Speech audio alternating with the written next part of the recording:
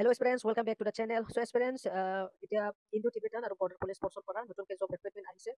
এইটো জব ৰিক্ৰুটমেণ্টটো হ'ব guys post of constable recruitment kitchen ছাৰ্ভিচৰ কাৰণে অ'কে। চ' আপোনালোকে মেল ফিমেল দুটাও এপ্লাই কৰিব পাৰিব। যদি নেপাল আৰু ভূটানৰ পৰা হয় তথাপিও এপ্লাই কৰিব পাৰিব। So' online application mode will be open 2 September okay. 2 তাৰিখৰ পৰা আপোনালোকে অনলাইন কৰিব পাৰিব। 2 তাৰিখ পাৰ হৈছে, অনলাইন হৈ আছে এতিয়া। চ' লাষ্ট ডেটটো হ'ল আপোনাৰ 1 অক্টোবৰ 2024 লাষ্ট ডেট হৈ যাব অ'কে। টোটেল পোষ্ট যদি আপোনালোকে চাই ইয়াতে মেলৰ কাৰণে টোটেল 697টা পোষ্ট আছে আৰু ফিমেলৰ কাৰণে 122টা পোষ্ট আছে আৰু টোটেল যদি চাই 819টা পোষ্ট আছে।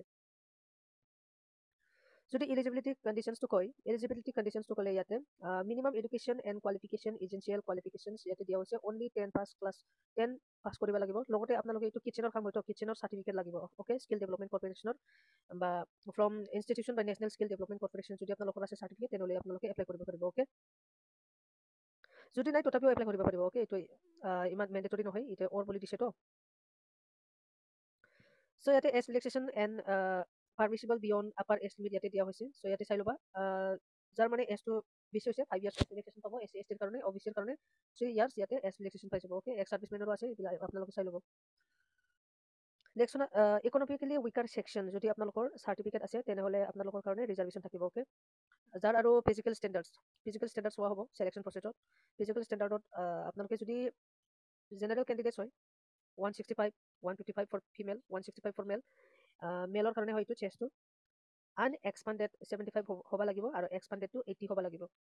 যদি অসমৰ পৰা শ্বেডুল ট্ৰাইব হয় এছ টি কেণ্ডিডেটছ বা নৰ্থ ইষ্টৰ পৰা হয়, চ' তেওঁলোকে 155 হাইট হ'লে হৈ যাব আৰু ফিমেলটো 147 হ'লে হৈ যাব।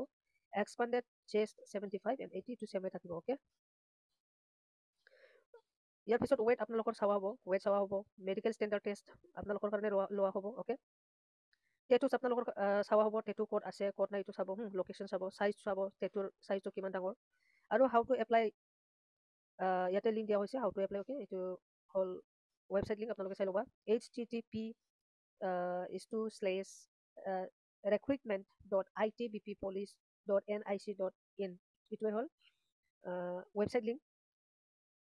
এপ্লিকেশ্যন ফি ইয়াতে লোৱা হ'ব না যোনে UR OBC বা EWS কেটাগৰী তেওঁলোকৰ পৰা 100 rupees লোৱা হ'ব। লগতে যোনে মানে SC বা শ্বেডুল ট্ৰাইব হয়, ST হয় বা যোনে ফিমেল কেণ্ডিডেটছ হয়, ex servicemen are exempted from paying this fees, পইচা দিব নালাগে অ'কে। অনলাইন ডেট অলৰেডি কৈছিলোঁ মই, অনলাইন ডেটটো 2 তাৰিখৰ পৰাই হৈছে, এতিয়া 1 তাৰিখত এইটো শেষ হ'ব, 1 অক্টোবৰত। ছিলেকশ্যন প্ৰচেছটো চাই ল'বা। ছিলেকশ্যন প্ৰচেছটো হ'ল ইয়াতে ফিজিকেল এফিচিয়েঞ্চি টেষ্ট লোৱা হ'ব আৰু ফিজিকেল ষ্টেণ্ডাৰ্ড টেষ্ট লোৱা হ'ব।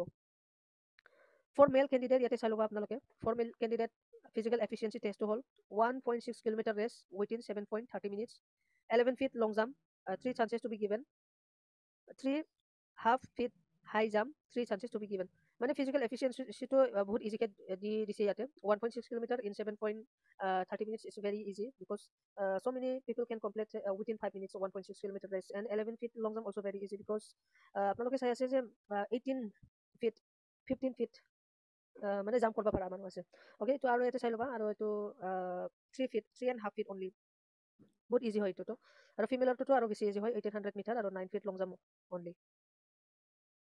চ' গাইছ এইটোৱে আছিল ITBPৰ পৰা অহা নতুন ৰিক্ৰুটমেণ্ট, এইটো কিচেনৰ কাম হ'ব অ'কে।